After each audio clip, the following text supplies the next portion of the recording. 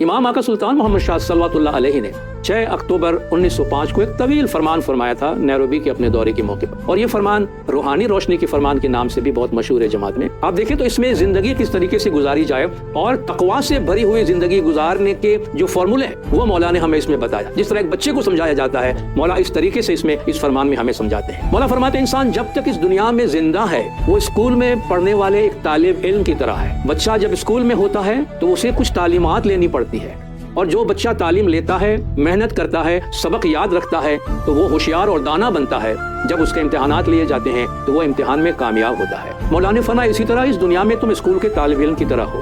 دوسری دنیا میں جب تمہارا امتحان لیا جائے گا تو وہاں کامیابی حاصل کرنے کے لیے تمہیں اس دنیا میں کچھ لیسن سیکھنے کی ضرورت ہے، کچھ سبق یاد کرنے کی ضرورت ہے۔ مولا نے کچھ لیسنز بتائے، کچھ سبق بتائے۔ پہلا لیسن جو ہے، پہلا سبق جو ہے وہ پاکیزگی کا ہے، تقویٰ، پاکیزگی کا۔ اپنے زندگی کے تمام پہلوؤں میں مولا نے فرمایا زندگی کے تمام شعبوں میں پاکیزگی اختیار کی جائے۔ تمہارا ایمان پاک ہو، تمہارے اعمال پاک ہو، تمہاری نظریں، تمہاری آنکھیں پاک ہو، تمہارا ہاتھ پاک ہو۔ مولا فرماتے ہیں اب اعمال کو پاک رکھنے کے لیے کیا کرنا چاہیے؟ اعمال کو پاک رکھنے کے لیے یہ ضروری ہے انسان ہمیشہ اپنے آپ کو شیطان سے بچانے کے واسطے اپنے آپ کو گارڈ کرتے رہے، الرٹ رکھے، اپنا دھیان رکھے، اپنا خیال رکھے۔ یہ سب آپ دیکھیں تقویٰ میں شامل ہوتا ہے، گارڈ کرنا، سیو کرنا، بچانا، کہ شیطان ہمیں فریب نہ دے جائے، اس سے مسلسل اپنے آپ کو پروٹیکٹڈ رکھنا، گارڈ رکھنا، یہ مولا نے فرمایا اعمال کی پاکیزگی کے واسطے ضروری ہے۔ جس طرح مولا نے فرمایا کہ آپ جب ٹریولنگ کرتے ہیں، 1905 کی ٹریولنگ کی طرف مولا اشارہ کرتے ہیں، جنگلوں سے لوگ گزرتے تھے، اکیلے ٹریول کرتے تھے، ان کے پاس قیمتی سامان ہوتا تھا،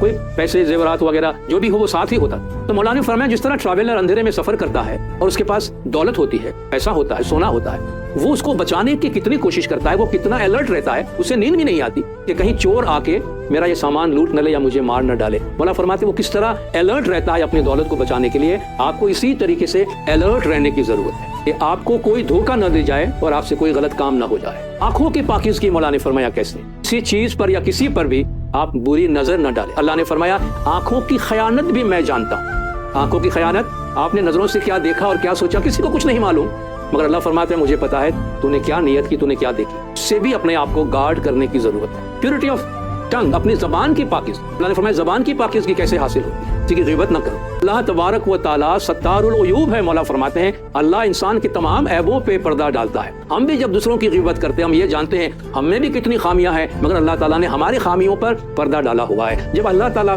ہماری خامیوں کی پردہ پوشی کرتا ہے تو ہم کسی اور کا پردہ کیوں فاش کرتے ہیں؟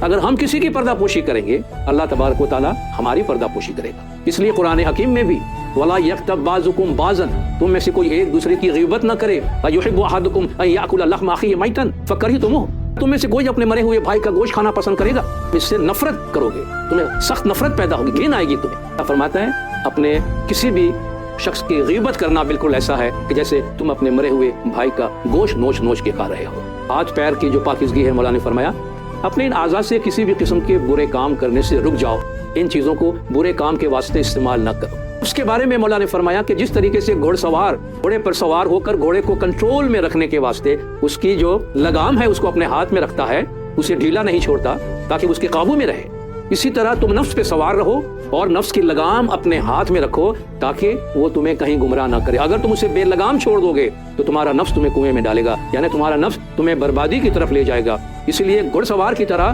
لگام اپنے ہاتھ میں رکھو اور تمہارا نفس تمہارے قابو میں رہے، ایسے اعمال انجام دو۔